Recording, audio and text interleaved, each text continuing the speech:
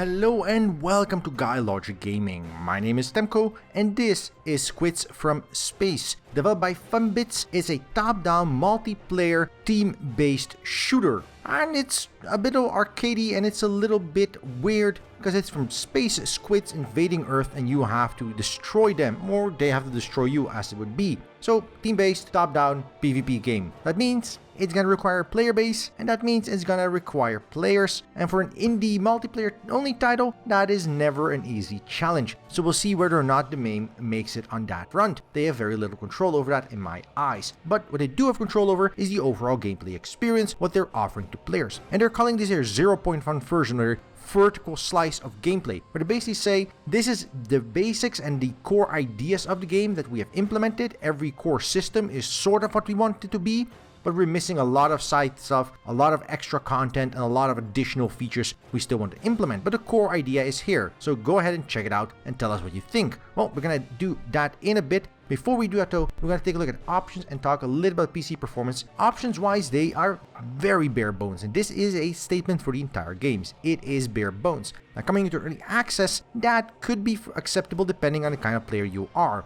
It does offer a little bit of content and a little bit of replay value, but going only on the options menu, it basically has no options to speak of. Yes, a window to full screen mode and a resolution option, that's great. A minimal UI that doesn't explain what it is, sure, that's welcome.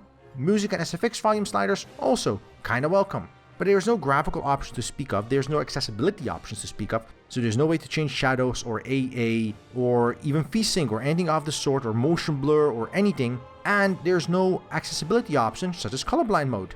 While I can understand not having all the options in place, and I can understand not having a large range of things to customize yet, it is definitely a mark against the title that they do not even have the basics of graphical options available at the launch of their early access title. That is a damn shame.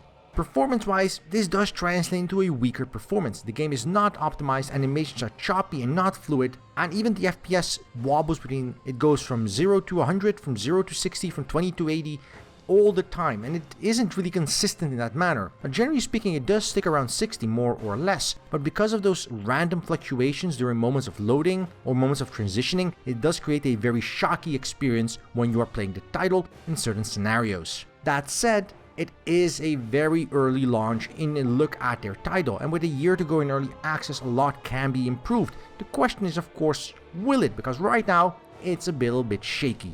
That said, we're gonna take a look at gameplay, because if the gameplay is good, we can forgive a little bit of a spotty performance on the initial early access launch. Gameplay wise, you play one map versus squids, or as squids versus humans, where you want to win, and there's a couple of interesting gameplay mechanics to go about. So let's go ahead and dive into gameplay and explain what is going on. As we dive into gameplay, the loading screen also shows you the controls and support for gamepad and keyboard. And it's very important to note that there's currently no rebindable keys, which I would definitely like to see during early access, if only for accessibility reasons. The default keys are pretty decent, but being able to customize them is always better. That said, as we dive into gameplay, it's important to note two very distinct things. One, that the two sides, the factions between humans and squids, are very different in the ways they play, as well as in the ways they do their different tactics and stuff. The humans really play more like a traditional, cartoony soldiers. You have your guns, your rocket launchers, your missile barrages, your air strikes, and your shotgun face shells, etc. And your goal is to rescue humans, pick up debris and send it back off to get points, and using these points level up and unlock new weapons and stuff. On the side of the squids, you have all these exotic weapons that are really cool. On top of not actually being the body you are, but being a squid's head. So if your body gets killed, you can attach yourself either to a human, if you can catch him, or to a new squid body. Really puts a lot of perspective into a much more interesting race, and that is the main issue I have with this game. Outside the myriad of issues I'll mention in a bit, the main issue I have is that the squids are, in essence, much more fun to play. They have graviton beams and repulsor cannons and invisibility abilities and all this amazing cartoony 80s sci-fi stuff you would expect to see in this kind of game. Whereas the humans have grenades and a rocket launcher. It's not as fun in any real way, and yes, you can run around and shoot squids in the face all day with an AK-47 or a submachine gun or whatever the hell they have it called, but it just doesn't compare to walking around in a giant robot and smashing face from across the distance. Yes, that machine gun may be equally powerful, but it's not as fun. That is the main issue. one faction is just plain more fun. I do hope they spend some serious time thinking of how to make the humans more interesting and more enjoyable as opposed to the squids that are currently inherently much more versatile and have a much deeper set of mechanics as well as options in gameplay. That said, the game itself is fairly lacking in all forms of polish, especially in the PC performance and netcode areas. Now, for an early access title or any title who's multiplayer only, not having damn near perfect netcode even on your first launch of your vertical slice or however you want to call it is damn near damnable. And that is one of the main reasons I'm having such a hard time telling you to check out Squids from Space right now. While the game is immensely fun, some of the issues I'm encountering with the netcode and with the PC performance are really hampering that enjoyment. Yes, it's great fun to launch a rocket launcher at a squid and see it explode in a million bits. Yes, every single time. It is fun to drop missile bombs or take over a person's head with your squid head and control their body. Yes, every single time that is gonna be enjoyable and have me giggling and laughing like a 5-year-old. But when I do launch that missile with a rocket launcher, aimed at a specific point on the map, and it shoots out in a different direction because the netcode decides to update, when I aim at an opponent and suddenly his HP is halfway up again, when I run over a grate that was there a moment ago and is now an empty pit, all these issues where you suddenly die, suddenly find yourself surrounded by enemies you didn't see a moment before is very, very annoying. Now these issues don't always come up, and maybe it's the way the early access is restricted due to latency or something similar, but as it stands, there is a lot of minor issues with the way the FPS runs, with the smoothness of the gameplay, with the way sprint works, with the way dashing works, with the way vaulting over fences works, or as the case may be, sometimes doesn't work, that provide a lot of minor annoyance that does add up over time. Now, when the game is running as smooth as can be expected, it is very smooth. The gunplay, when it plays out as it is very unique and very rich in tactical gameplay. As I mentioned earlier, while the squids are much more interesting in terms of gameplay than the humans are, the variety of gameplay between the squids and the humans is very interesting. The squids have repeller weapons and rocket launchers. On the human side, you have grenades you can throw over those repeller weapons that kill the squids. The squids have no way to deal with that unless they throw up a shield. But the shield makes sure you don't use invisibility, and if you have a shield, you can still take massive damage from splash, or you can use a rocket launcher. If you have a squid rolling on the ground in its little hamster ball thing, trying to take over a body, a human can just run away a little bit faster and throw a grenade somewhere. They have a lot more raw input, a lot more AoE damage, and provide a lot more different variety of weapons on the ground, from revolvers to Tommy guns to everything from machine guns. It's very, very interesting, and every different weapon does allow and demand, in fact, a different tactic. And this is also bred into the overall game mode and gameplay of the map. While one part of the game is limited by the fact that there's only so many weapons and there's only one game mode and one map available currently, part of the charm of this title right now is also that they've really taken the time and effort to think through what they want to accomplish with this game mode and this map. With the capture the flag system in place and the level mechanic in place where you gather resources to level up your side to unlock more weapons as the match progresses, the game has set the stage where each part of the map is used as a staging board for continuous violence in cartoony fashion. You are constantly moving from objective to objective, from point to point, trying to make something happen, whether it's leveling up your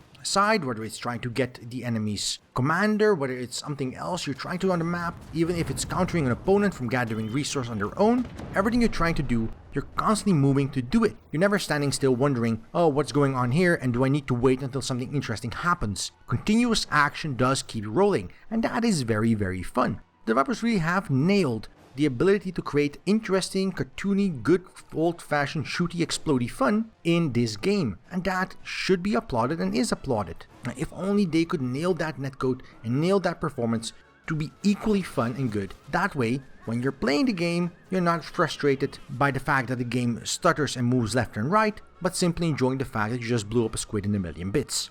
That said, there are certain issues even with that. As I said earlier, the game is very bare bones and lacking polish. And part of that polish is that this is a team-based shooter with no way to set a team, with no ranked mode, with no matchmaking with friends. It doesn't even have in-game chat or in-game voice chat for that matter. You're missing a lot of the necessary tools to be a team while playing a team-based multiplayer game. And while a solo experience running around behind your NPC and PC allies, shooting up your opponents is fun, the issue is there that it's not as fun as it could be. It's not as coordinated. It's not as interesting as it should be because you're missing those additional bits and features you need to really round out the experience. There is nothing more frustrating than playing a team-based shooter game, seeing the opponent try and take your commander, bring him to his base as their glorious flag of empire, knowing that there is a way to counterattack if you have only one more ally. You have the rocket launcher, but you just need that one more ally to provide a distraction or shield,